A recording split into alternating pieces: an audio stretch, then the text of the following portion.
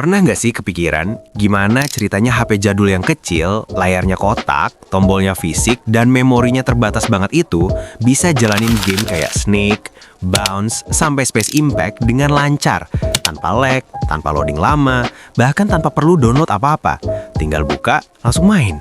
Sementara sekarang game di HP makin canggih tapi justru makin ribet. Buka game aja kadang harus nunggu. Update dulu, login dulu, belum lagi notifikasi yang masuk terus dan bikin fokus pecah. Dan di situ sebenarnya kelihatan jelas bedanya. Karena game zaman dulu itu nggak pernah mencoba jadi besar. Mereka nggak peduli grafik harus realistis atau fitur harus banyak.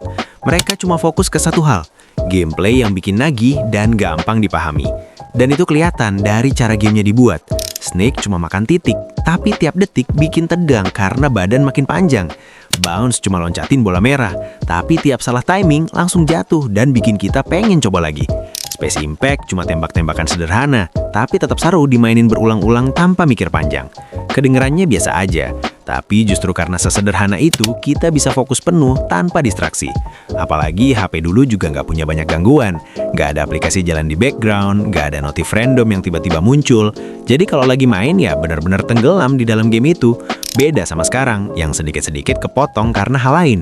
Dan yang jarang disadari, semua itu bukan karena HP dulu lebih kuat, tapi karena semuanya dibuat menyesuaikan batasan yang ada.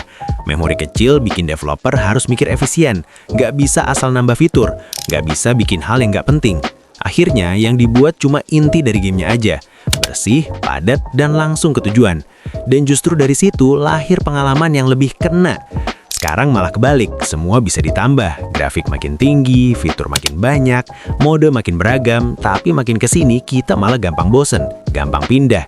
Bahkan kadang belum selesai satu game udah nyoba yang lain, karena terlalu banyak pilihan, terlalu banyak distraksi. Dan mungkin di situ kita mulai sadar, yang kita kangenin bukan cuma gamenya, tapi cara kita main dulu, yang lebih fokus, lebih sederhana, dan gak banyak gangguan. Dimana satu game kecil aja bisa nemenin kita lama tanpa perlu hal lain. Dan mungkin juga disitulah letak bedanya. Dulu keterbatasan justru bikin semuanya terasa cukup.